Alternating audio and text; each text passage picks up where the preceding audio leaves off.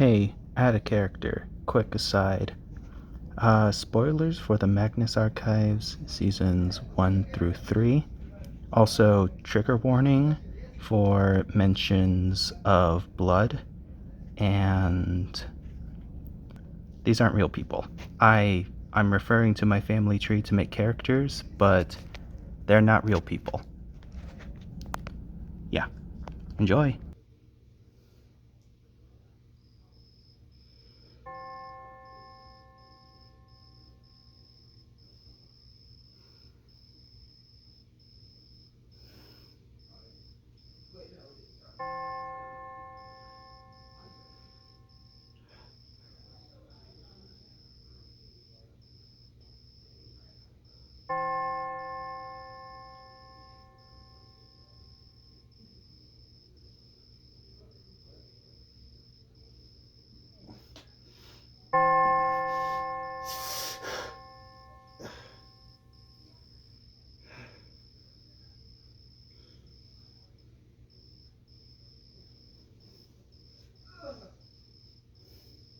Of course.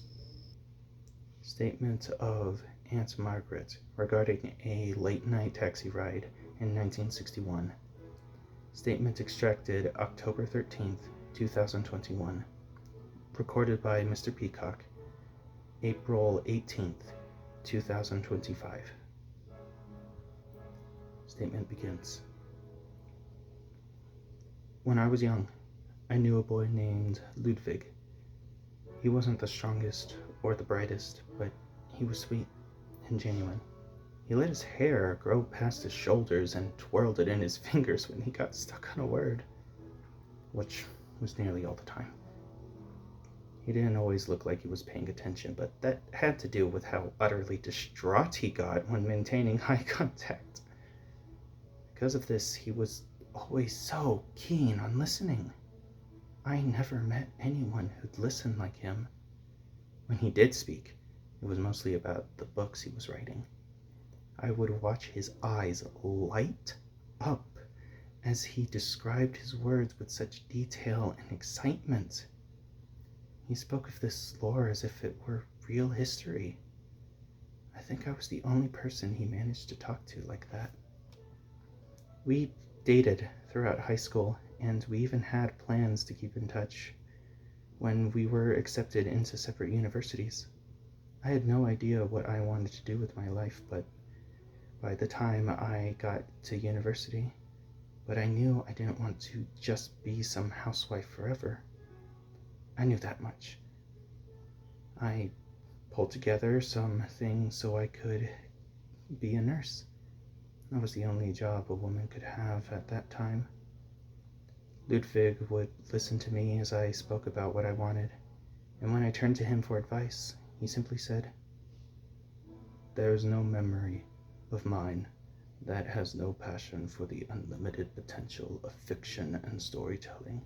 I wish that passion was something I could just give, but it must be found." It was helpful, in a strange, backward way. I stayed on the course to be a nurse, but I always tried my hand at something new when I got the chance. One day in the summer, Ludwig visited me for the month. I believed it was July. I chatted, and he listened, then spoke of his books. He told me he was ready to release it. It was called No Translation. I had known Ludwig was a first-generation German immigrant whose family managed to escape the Nazi Party and move to America. His book was about an alien from Jupiter's moon that came to Earth and slowly learned English, but feels misunderstood, as many things he tries to say about his home have no proper words in English. I read it, and noticed details about it that jumped out to me as almost autobiographical.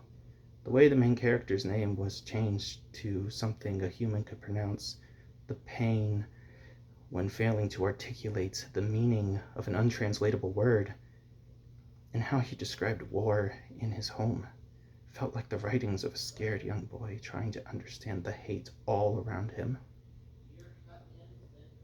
I started to learn German. That's how the book ends. A little community doing their best to learn the visitor's language. One night, Ludwig and I were out for a walk. It had gotten a lot later than we would have liked, and we didn't bring the car, so we resorted to walking along the side of the road at night. Ludwig didn't feel very safe, so I tried to keep talking about his book so he can in turn talk about it himself. Even if the moonlight showed us the road, I didn't trust drivers to see us. Soon we heard a loud engine coming for us. Headlights flashed in our eyes before a taxicab crashed into a ditch on the side of the road with less than a foot of clearance in front of us. We barely had time to blink before we realized how damn close this yahoo got to running us over. I coughed and wheezed as the exhaust puffed out thick black smog. The driver rolled down the window, and I was about to scream at him for almost killing us.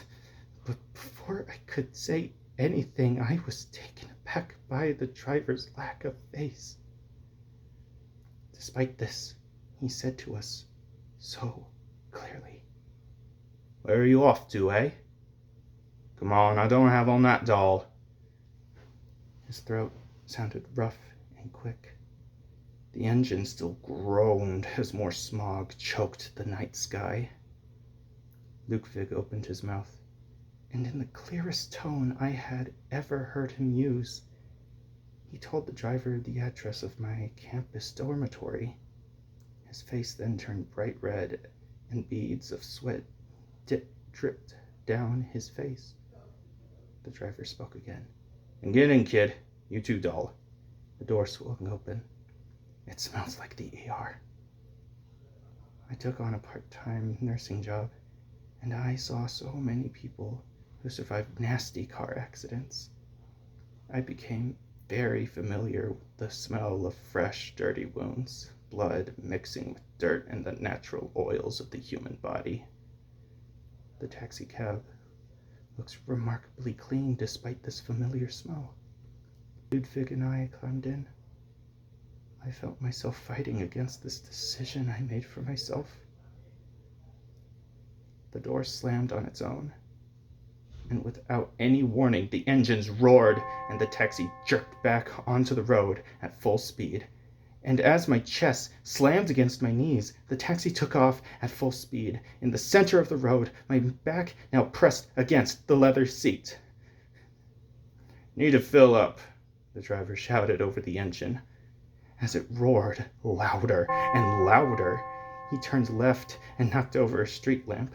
Ludwig and I clung to each other as the taxi thrashed us back and forth. I opened my eyes for a moment and I saw a young man crossing the street. The driver turned slightly to the right to run him over. The smell inside got stronger. I didn't open my eyes again after that.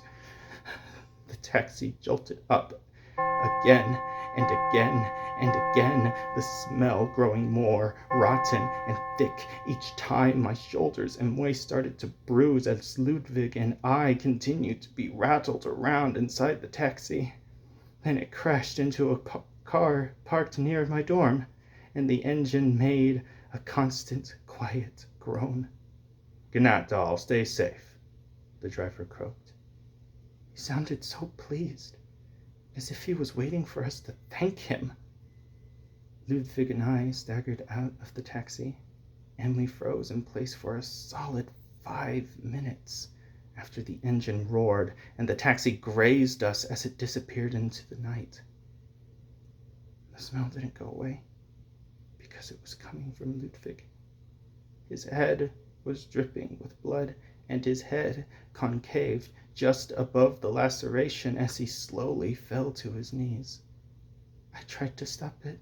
I knew how to stop it. I made a tourniquet from my own jacket. I put pressure on the wound, but it was as if his blood was gone. I screamed for help as my heart split in two. I had to make the call. Time of death, 11:43 p.m. Statement ends.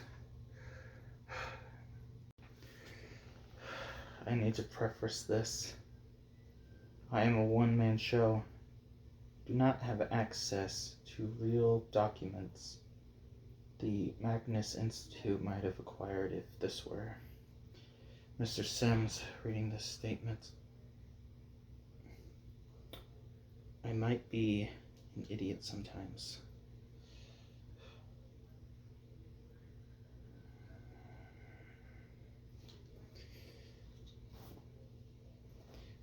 Alright, 5 other people died that night. They had injuries consistent with hit-and-run victims and bled out, although they weren't as messy as they should have been. Like, they should have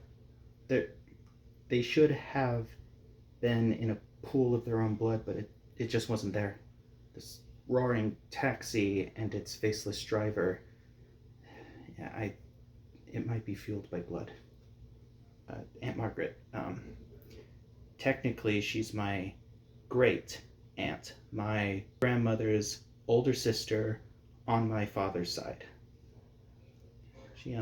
She died in her sleep about 16 days before the funeral, and I learned from her husband that Uncle Henry that she kept Ludwig's book, no translation.